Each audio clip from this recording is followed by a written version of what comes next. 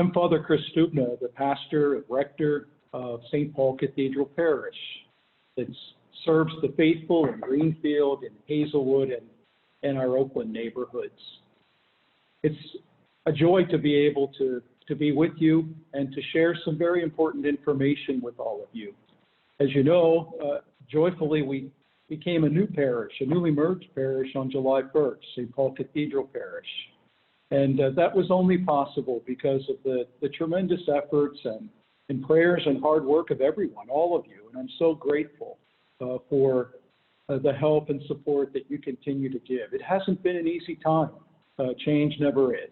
And particularly with the impact of COVID-19, we can't really get together, a lot of us physically. But we are together spiritually. We're in communion. And we continue to work hard. Many, many people in our parish, our staff, our clergy team, many volunteers to try to bring about the kind of parish that we've talked about and hope to become.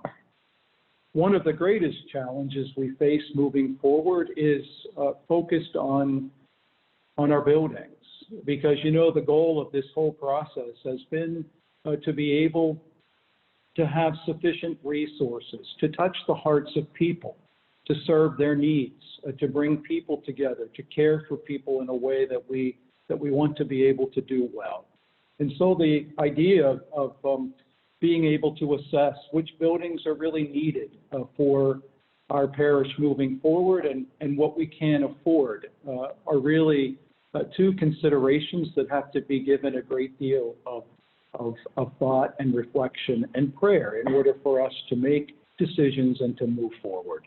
And so today I invite you to walk with me briefly as I share with you some information, much of which you've heard before, but certainly some that is new as we ask all of you to consider where we really need to go for the future. You know, our parish is made up of 4 worship sites right now: St. Paul Cathedral, St. Regis, St. Rosalia, and St. Stephen. But before we journey together, I'd invite you to pray with me. This prayer that I've used often from St. Francis de Sales, it's a prayer for peace. In the name of the Father, and of the Son, and of the Holy Spirit. We should be at peace. Do not look forward in fear to the changes of life. Rather, look to them with full hope as they arise. God, whose very own you are, will deliver you from out of them. He has kept you hitherto, and he will lead you safely through all things. And when you cannot stand it, God will bury you in his arms. Do not fear what may happen tomorrow. The same everlasting Father who cares for you today will take care of you then and every day. He will either shield you from suffering or will give you unfailing strength to bear it. Be at peace and put aside all anxious thoughts and imaginations. St. Paul, pray for us. In the name of the Father, and of the Son, and of the Holy Spirit. We had spoken in our merger assemblies about the vision of our parish, and just to kind of lay that out quickly as the context for where we're headed. This was a vision that was shaped by the input of everyone in our parish community. We want to be welcoming, inclusive, full of joy and passion for the faith. We want to celebrate vibrant and faith-filled liturgies, especially evangelizing and reaching out to those who no longer attend Mass, as well as the unchurched, those in our neighborhoods that really need to know about God's love in Jesus Christ. We want to teach and engage our children, our youth and young adults, provide effective catechesis and formation for everyone, especially our adults and young adults, helping our families to grow in holiness, caring for our elderly, our shut-ins, our homebound parishioners. So there are many of them. We want to bury the dead. You know, one of the significant ministries in our parish are celebrating funeral liturgies. We want to do that with compassion and stand with those who grieve for the long run, serving the poor, marginalized, and those in need, fostering solidarity with our Latino brothers and sisters who are really a growing and significant part of our parish community. And finally, of course, we don't want to lose any of our involvement and presence in our three wonderful neighborhoods, Greenfield, Hazelwood, and Oakland. We want to be able to have more resources to participate actively. You know, a quick snapshot of who we are as a parish. We have 6,176 total registered people, either individuals or families. The Mass count that's taken every year in October shows that about 43% of our registered parishioners attend, which is much higher than the national average or even the diocesan average. Part of that is because we get an awful lot of visitors who come especially to the cathedral, the mother church of the diocese. And we also serve a number of college students in all of our neighborhoods, and we welcome them and are excited to see them at Mass. We have 55 baptisms in 2019 and 126 funerals. That's about a 1-to-2 ratio, not so bad for a parish. And in fact, the number of baptisms continues to increase every year. That's a sign of hope. I know we've spoken about one of the blessings in our new parish are that the church buildings are not that far apart. And we shared this information in our assemblies. You can see the mileage.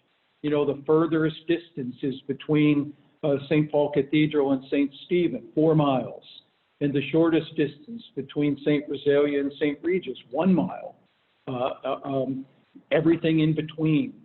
Not very far in terms of the miles. Of course, it takes time to drive in the city streets, and we know that those minutes can also matter to people. But even measuring the range in minutes, the furthest is 15, the shortest 2 minutes. And when we consider things, you know, I know that people don't always consider the distance in miles or minutes.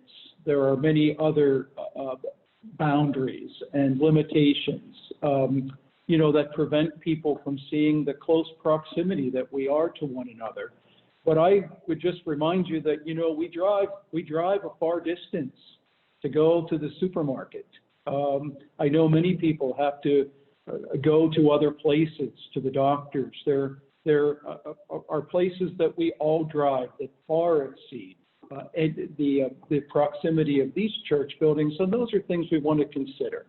We know that transportation has been a concern and will continue to be a concern as we look to where we need to celebrate our Masses and focus our ministry. We are committed, absolutely 100%, to providing transportation for people that really can't get to another site for Mass, and perhaps a site that will not be open for public worship. We have plans and want to share those with you about how we can provide transportation for anyone that wants to go to Mass at another site. And we are certainly, you know, we've talked about the new ministry of transportation in the church, really encouraging carpooling and neighbors and friends and family to pick up their neighbors and to get them to church. We saw the graphics. Where do our parishioners live? You can see that scattered all around. We know that most of the sites, our 4 sites, particularly in St. Regis and St. Stephen and St. Rosalia, have the primary number of people who were originally registered there live close at hand. They're living in the neighborhood. But when we look farther out, we have people coming from all over the diocese and all over further neighborhoods. 54% of our parishioners live within the territories of the 4 parishes, but 46 come from much farther out, and we're delighted. They're coming because they want to be here. But this gives us a little snapshot of where our faithful live. We know that as we merged, all of our finances came together, and it's important that we have a better understanding of where we're at currently and what we're facing. You can see that the offertory collections for the last several years have continued to decline. And this past year has been significantly challenging. From 2018-19 to 19-20, we had a 14% decline in offertory, a 2-year change of 21%. And of course, this past year, particularly in the fourth quarter, with the impact of COVID and many of the masses not really being able to be celebrated, we declined 32% of our income. So we're down 14, and the last quarter of this past fiscal year by 32%. These are numbers that are significant and really for us are things that we have to look at. We've begun to put a budget together for the new parish. Not easy. As you know, we have worked very, very hard to reduce as many expenses as we possibly can. That included laying off and staff members and even eliminating positions that we could no longer afford. And that's always difficult to do. But as we look at our primary means of income, the offertory, it's got to be able to provide sufficient resources for our expenses. And I just have laid out the budget for you to have some sense of, you can see the number of expense items that have continued to be reduced, which is an encouraging sign because our offertory has declined. But at our current levels for the past year of a 14% decline, we're looking at a $400,000 budget deficit right at the moment. And if we don't bounce back from the fourth quarter and would continue to have declined by the 32%, we're looking at a $650,000 budget deficit. And, you know, as every family knows, you really can only have what you're able to pay for. You have to be able to cover your expenses, and a parish has to be able to operate with a balanced budget. We're working diligently with the Finance Council to kind of find ways that we can address this, and obviously really hoping and praying that all of the faithful will consider what they can do. I know in my heart some of you have lost your jobs. Your families are struggling. We can't ask anything of you that you can't do. But all we are asking is that you'll continue to be faithful stewards in the best way you can and continue to use your envelopes to help in every way you can to be able to allow us to have the resources we need. You can see our balance sheet. Again, we all came together in July, on July 1st, and so our assets have been combined. We have some debt that we have to deal with. We have some savings, some of it from the Church Alive campaign earmarked for special projects, but we financially have a lot of work to do as we really try to become a stable, financially solvent parish moving forward. What are our realities and dreams as we move from maintenance to mission? This is really the heart of what I wanted to talk to you about today. Investing our financial resources in bricks and mortars is sometimes needed. Our buildings are important to us. They were built by our ancestors. They're an important part of our family histories. And I know in my heart, I understand completely how people really love their church building and how much it means to them. But that, so often maintaining the structures prevents a parish from investing the financial resources in mission and ministry. We really want to touch the hearts of people who have needs. Many different needs are in our parish, and we want to be able to have the resources to serve God's people well. Due to our property needs, there are a lot of things we can't do. And these are things critical to the vitality and mission of our parish moving forward. There's a lot of needs with staff, for example. A social service minister, a pastoral associate to help with all of the needs that the clergy team simply can't do on its own. Our youth and young adult ministry is so vibrant, and yet we don't really have a leader, a lay leader to help us to be able to direct and oversee that ministry. And evangelization is one of the most critical needs of the church. To get out in the streets and share the good news. There's wonderful ways that can be done, and we're hoping to be able to do that, to really bring people back to the church. A critical challenge that can't be ignored are the number of priests that are available to serve the parishes in the diocese. 178 priests These are institutional chaplains as well as pastors and parochial vicars, those actually serving in the parish. A good number of them are eligible to retire in the next 10 years. 28 in 1 year, another 43 priests will be eligible to retire in 5 years, and 67 more will be eligible to retire in 10 years. The projections in just 5 years, by 2025, we will have 112 priests able to be in active ministry in the diocese. Of course, with vocations, our work to really help to get more young people to be priests, and we're proud at the cathedral. We've had 2 new priests ordained in the last 3 years, and we have 3 guys from our parish in the seminary. So I'm proud and continue to urge all of us to support vocations. But we're looking at 2 priests at best to be able to serve in any of our parishes. And that's a challenge. That's a reality.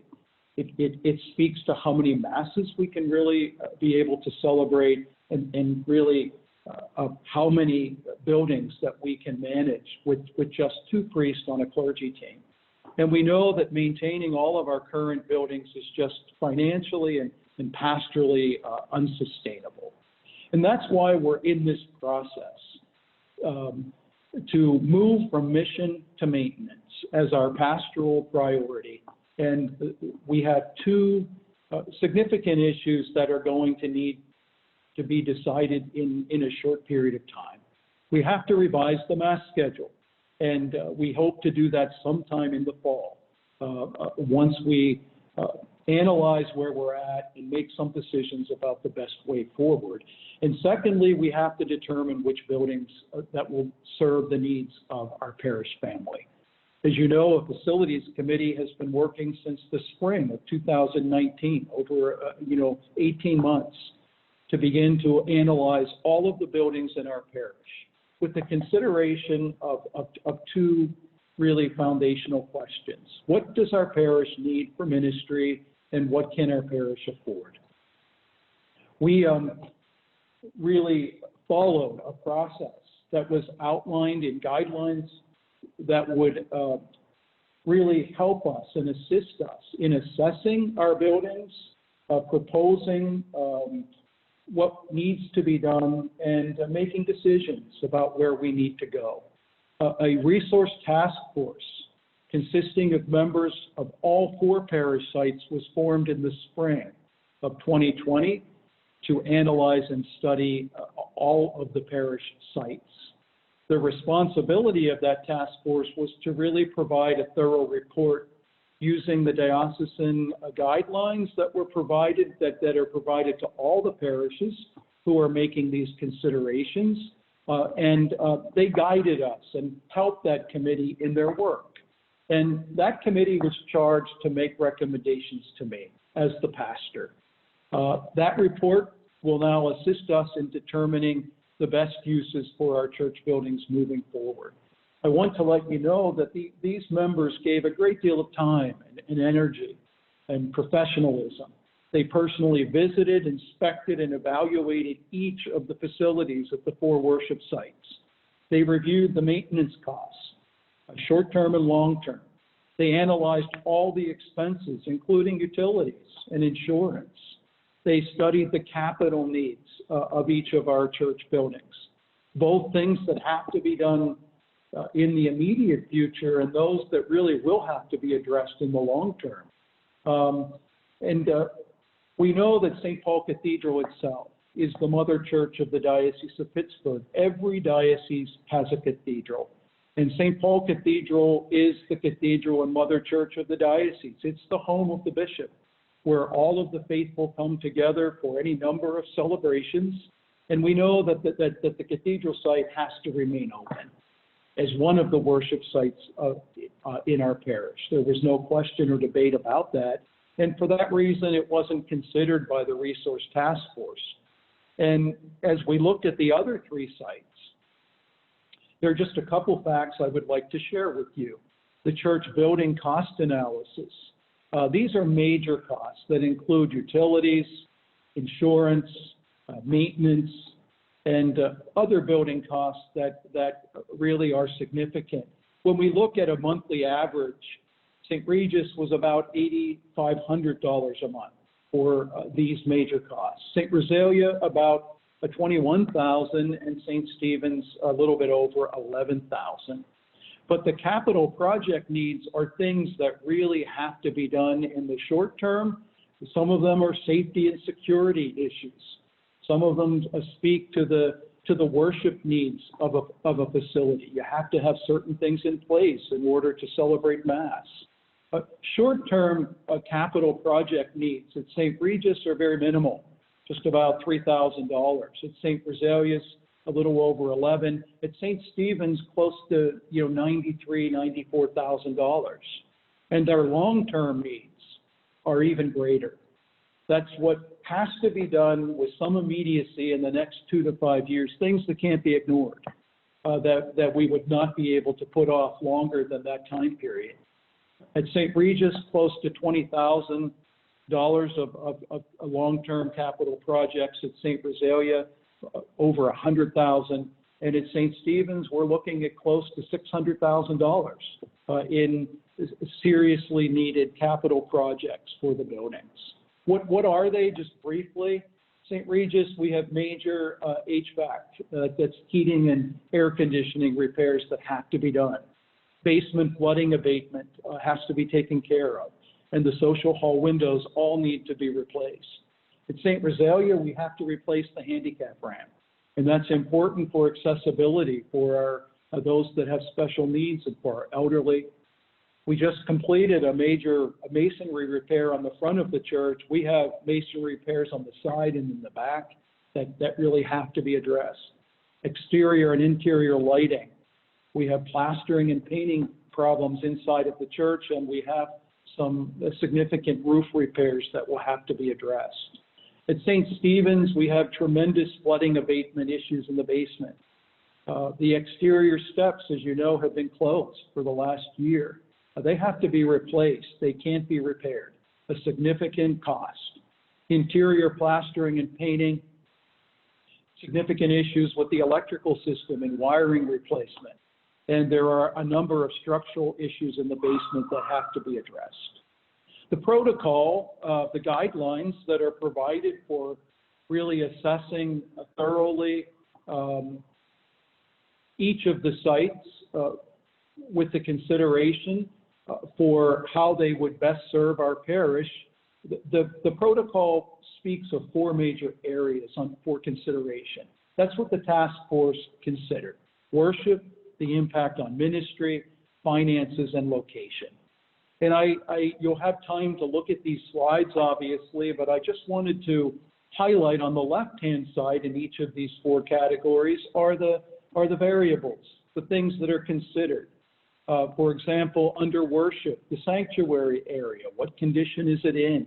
Is there a gathering space, a narthex? What's the state of the baptismal font? Confessionals, the sacristies. Are there adequate restrooms? Are they accessible to people with special needs? What's the state of the organ and the choir loft or the choir area? A number of areas that are really important, including the seating capacity of each of our sites. The scores were out of 100, and you can see St. Regis was at 86.51 on the worship protocol. St. Rosalia 77.42, and St. Stephen's at 58.49. What about the impact on ministry? A social hall, because obviously at these sites we have needs for gathering after Mass, for fellowship, programming, bringing people together for activities. Social halls are very important. Storage space, other facilities in the basement. What impact on our ministry needs, in addition to worship, do these 4 sites provide? St. Regis was 53.28 out of 100. St. Rosalia 67.69, and St. Stephen's 10 out of 100 points.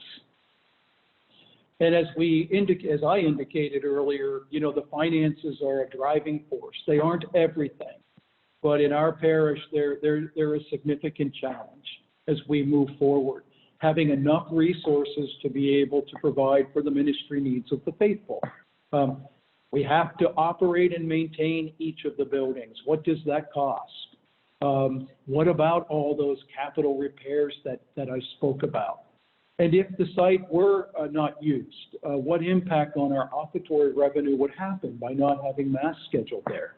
And so out of 100 points, St. Regis scored 56, St. Rosalia 62, and St. Stephen came in at 30. The location is critical. As I said, we're blessed in our parish to be rather close in proximity. Each of the neighborhoods is significant and important, but we are closely joined and are able to access all of the church buildings in our new parish relatively easily. That's a blessing. That isn't always the case in other parishes that have come together in groupings and mergers. Do we have a parking lot? Is it accessible from the outside for people with disabilities? What's the proximity to the parish population? Do people live around that building? How about the public transportation accessibility for many that have to, use buses and other means to get to church? Is there sufficient street parking and other variables? St. Regis scored a 35.40 on that scale. St. Rosalia 78.93, and St. Stephen's came in at 49.11. And so that's the decision-making matrix on those four major areas. And you can see on the far right side the total weighted score, which is out of a possible 100 points. St.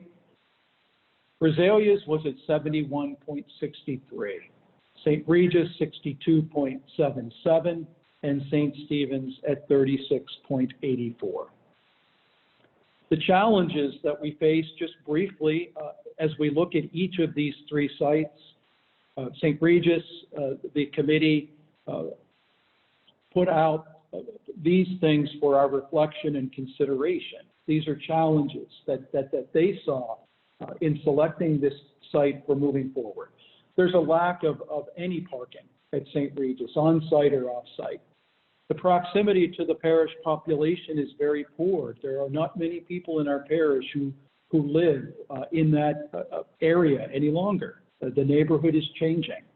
Very few people attend Mass at St. Regis. We know that the Mass count has been really low. It has continued to decrease. And there are no accessible restrooms for people with special needs. ADA required accessibility restrooms are simply not available. The challenges at St. Rosalia, there are no ADA accessible restrooms. The sacristy and choir walk right now are not accessible to anybody with disabilities. Exterior masonry repairs that have begun are still needed in a big way. There are no air conditioning at St. Rosalia's, and the confessionals need to be renovated completely. St. Stephen's site, we see significant major capital improvements in a number of areas that would be needed. The proximity to parish population is poor. I think we shared in the grids that about 21% of of the parishioners live who are actually registered in our parish live close to that church. Challenges to persons with disabilities. The confessionals and sacristies are in very poor condition. And of course, the church does not have air conditioning. Reminder of the Mass counts from last October. Really important because, as you know, one of the goals of bringing our parishes together was to reduce the number of Masses, really because we have a limited number of priests. And many of the Masses were Masses of convenience. And how beautiful it's been from my experience, and I've heard from many of you, to be able to attend Mass where there are more people, more vibrant liturgies, more active participation. Our church buildings can still grow in size with the numbers of people coming to Mass. The Saturday Vigil at St. Rosalia, 159. St. Paul Cathedral was 271. Our Sunday Mass schedule at the 6:30 a.m. at the Cathedral, 232. The 9 a.m. at St. Stephen, 155. 10 a.m. at St. Regis, 58. 10 a.m. at St. Paul Cathedral, 652. 11 a.m. at St. Rosalia, 169, 12 noon at the Cathedral, 448 people. Our Spanish Mass, which was something newly added this past year, averaged about 73, but we have, since we started that last September, we have increased that Mass to over 120 people, which is an encouraging sign for us. And the Cathedral Sunday night at 6, on average about 443 people. So the task force did an awful lot of work, and after careful review, they unanimously, the whole group of them agreed on the recommendations, and they have made the following recommendations to me as the pastor for consideration. First, short term, that St. Regis and St. Stephen should not be reopened for regular worship, but can be used for funerals, weddings, and baptisms with the pastor's permission. In long term, that St. Regis and St. Stephen are not needed, those sites for the operation of the new parish. And the permission to close or relegate to profane use should be sought in accord with both diocesan regulations and canon law. And I know these recommendations may impact everyone emotionally. We need to take time, which is the purpose of this presentation, to really look at what those recommendations are and what they mean and how moving forward that we can best address them. What's the rationale for these recommendations? Well, first, we have to reduce the cost of utilities maintenance and our building costs because of our financial position. We simply can't afford to maintain all of the sites that we have. It isn't possible. Secondly, to be able to free up those resources, the limited resources we have, to take care of 2 church buildings instead of 4. It will help us to achieve what is the bigger goal of directing the resources we need for mission and ministry, to touch the hearts of people, to serve the needs of our people. And fourthly, to really be able to achieve financial stability for the parish, we have to be solvent. We have to pay our bills. We cannot borrow to operate. We have discussed that issue well over the course of these last 2 years. But every parish in the diocese has to be fiscally responsible. We have to be able to operate with a balanced budget. It's something that I, as a pastor, an obligation I really have to take very seriously. And we're looking strategically to provide the locations that could best serve our parish operations, and identifying one site in Oakland and one in Greenfield for the task force seems to be a very strategic decision for where the parish can be located moving forward. And I believe number 6 is important.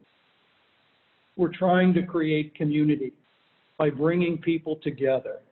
And I think we can do that as the number of people increase at each of the masses we have scheduled. It'll bring more vibrant liturgy. We can focus on 2 buildings instead of 4. And really, we have determined with the task force that 2 church buildings can and will serve the needs of the faithful in our parish. What are the next steps in the process? We really want to allow everyone in our parish to provide feedback on the Resource Task Force recommendations, and most especially to identify any concerns as we seek to implement those recommendations. And I'll talk to that briefly before concluding. We want to review that feedback that we received from the parish with the Resource Task Force and the parish consultative bodies, especially the Parish Finance Council and Pastoral Councils. And then thirdly, to implement the recommendation. In the short term, not to reopen St. Regis and St. Stephen for regular worship, but to really be able to allow us to use that site for funerals, which I know is so important to so many of our families, to be able to be buried from your parish church that has meant so much. Weddings and baptisms that take place, we can continue to use those sites for those special occasions. And lastly, to discern the best timing as we move forward to seek permission to relegate the 2 church buildings to profane use. How are we going to get feedback? Well, you can email me. I've offered on anything. In the bulletin, I regularly communicate that if someone needs to talk to me, they can call, they can email. My email address is there. You can mail in your comments if you'd like to write something. You can mail it to our administrative office at 108 North Dithridge Street. And we're also going to be sponsoring 2 Zoom meetings. Unfortunately, the COVID restrictions do not allow for us to gather together in any sizable way. So we aren't able to have assemblies like we did in the merger process. But I would invite you to consider joining with me on Tuesday, September 15th from 1 to 2, or on Thursday, September 17th from 6 to 7. We're asking you pick one to allow as many people as possible to participate and for you to be able to offer your comments. We presume that you will review the presentation. Hopefully you can look at it a few times to be sure you understand what's being presented and what's being proposed, and pray over it. Really discern what direction the parish needs to move as we try to achieve our goals. And I really emphasize again and again and again, we have a parish website, ghocatholics.org, Greenfield, Hazelwood, Oakland, ghocatholics.org. There's much information on that website. And our parish bulletin, I know many of you have told me it's kind of like a book, takes you all week to read it, and I'm proud of that, because the bulletin is the primary means that we have to communicate, to teach, to inform people. I share everything I possibly can in the bulletin. Please read it. It's online. You can actually have it sent to your email every week just by registering. It'll pop up in your inbox. Please read the bulletin, and the details about the meetings and the protocol for the meetings will be published in the bulletin as well as on our website. I'm asking you, as you think about your feedback, to consider some questions, some really important things that could help me as your pastor. My desire is to do the best I can. I have my faults and I'm limited in many ways, but my heart is really full of love and faith and a desire as a priest, to serve the people entrusted to my care. That's what a pastor is, the shepherd of souls, the cure on amore. Trying to get us all to heaven is a task that I take seriously. It's my primary duty. And I care deeply about each of you. I know these are difficult and challenging times as we make changes. But could you consider some feedback that would help me as the pastor to be able to navigate the road ahead of us? How can we make this work? How can we effectively make these changes and make them work for all of us? What do you need in your life to make sure that you're comfortable in other church spaces? What might we be overlooking? What do we need to focus on so that we can make everyone feel welcome and comfortable in whatever site they may be asked to attend for Mass? And I would ask that you think about how you personally can get involved, to be a person of action. Our call is a call to service, to use our gifts, our talent, our treasure for the good of the church, for the glory of God, and to help other people, especially those in need. What do we need to do to serve the community, and how can you best get involved in that? For me, those are really exciting and important questions as we move forward, to think about and to get some input and feedback on. Changes to buildings are inevitable, and they're things we're going to have to do to really bring our parish together.